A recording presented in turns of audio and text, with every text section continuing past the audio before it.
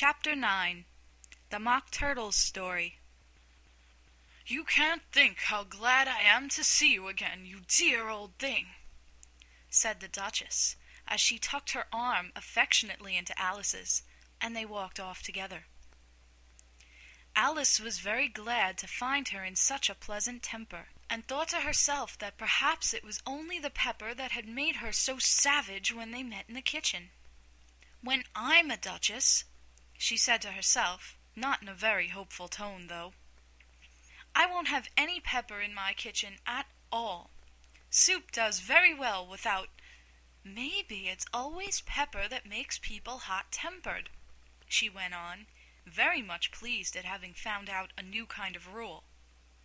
"And vinegar that makes them sour, and chamomile that makes them bitter, and barley sugar and such things that make children sweet-tempered. I only wish people knew that. Then they wouldn't be so stingy about it, you know."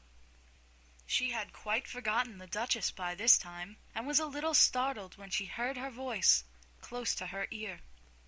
"You're thinking about something, my dear, and that makes you forget to talk. I can't tell you just now what the moral of that is, but I shall remember it in a bit."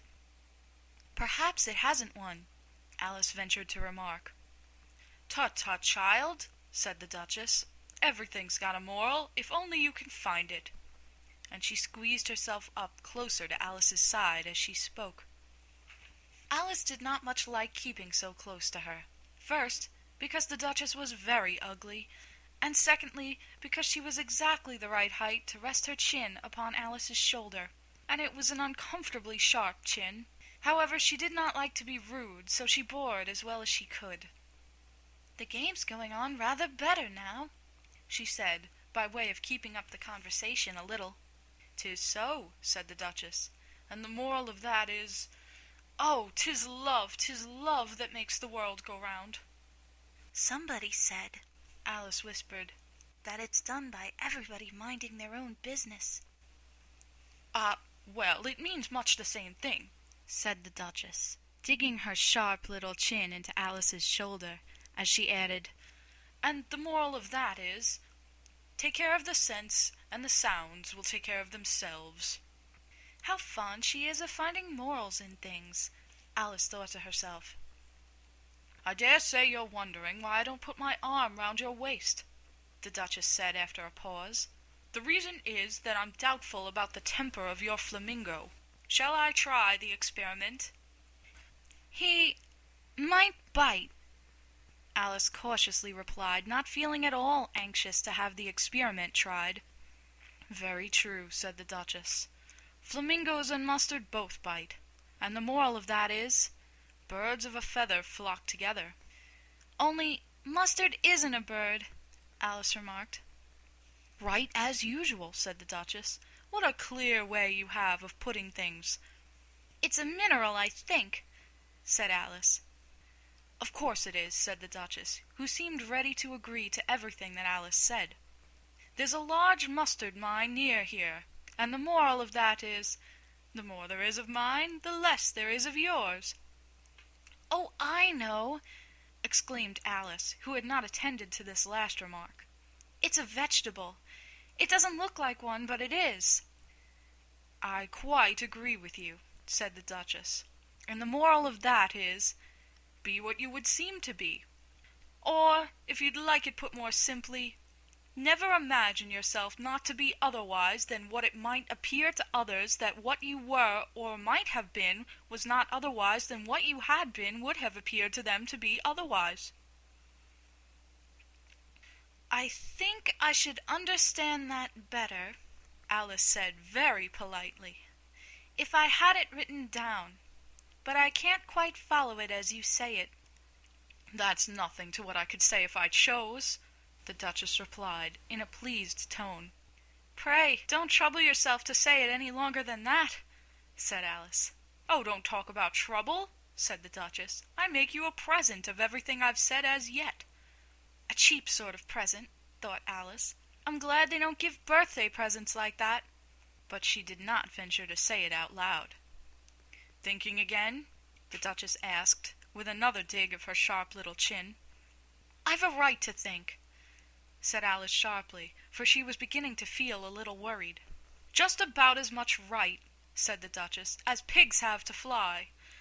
And the moral—" But here, to Alice's great surprise, the Duchess's voice died away, even in the middle of her favorite word, moral, and the arm that was linked into hers began to tremble.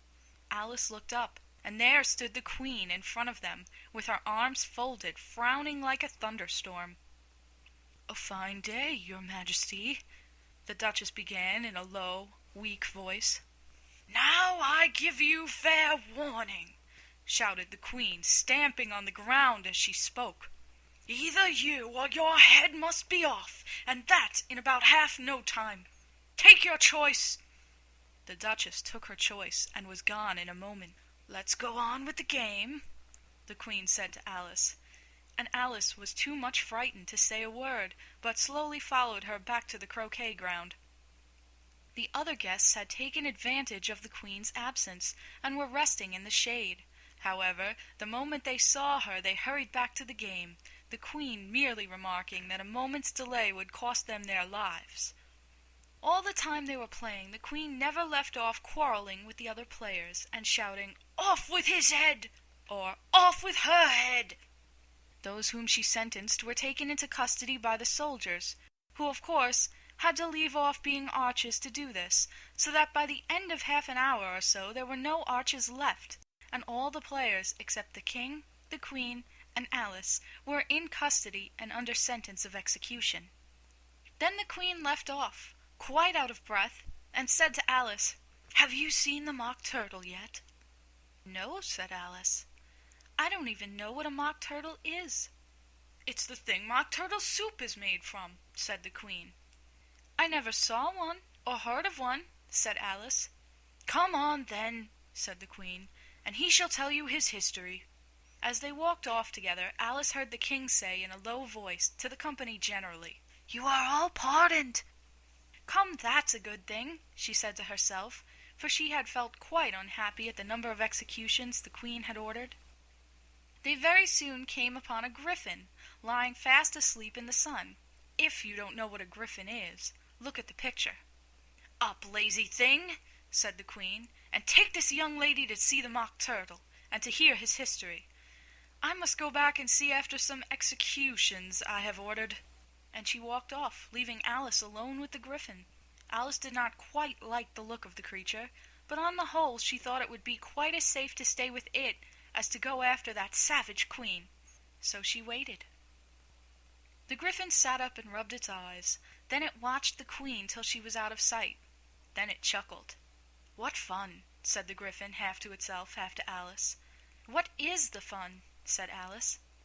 "Why, she," said the Gryphon. "It's all her fancy, that. They never executes nobody, you know. Come on." "Everybody says come on here," thought Alice, as she went slowly after it. "I never was so ordered about in all my life, never." They had not gone far before they saw the Mock Turtle in the distance, sitting sad and lonely on a little ledge of rock. And as they came nearer, Alice could hear him sighing as if his heart would break. She pitied him deeply. "What is his sorrow?" she asked the Gryphon, and the Gryphon answered, very nearly in the same words as before. "It's all his fancy, that. He hasn't got no sorrow, you know. Come on." So they went up to the Mock Turtle, who looked at them with large eyes full of tears, but said nothing. "This here young lady," said the Gryphon, "she wants for to know your history, she do." "I'll tell it her," said the Mock Turtle in a deep hollow tone. "Sit down, both of you, and don't speak a word till I've finished." So they sat down, and nobody spoke for some minutes. Alice thought to herself, "I don't see how he can even finish if he doesn't begin." But she waited patiently. "Once," said the Mock Turtle at last, with a deep sigh, "I was a real turtle." These words were followed by a very long silence, broken only by an occasional exclamation of "Hm!" from the Gryphon, and the constant heavy sobbing of the Mock Turtle. Alice was very nearly getting up and saying, "Thank you, sir, for your interesting story." But she could not help thinking there must be more to come, so she sat still and said nothing. "When we were little," the Mock Turtle went on at last, more calmly, though still sobbing a little now and then, "we went to school in the sea. The master was an old turtle. We used to call him Tortoise." "Why did you call him Tortoise if he wasn't one?" Alice asked.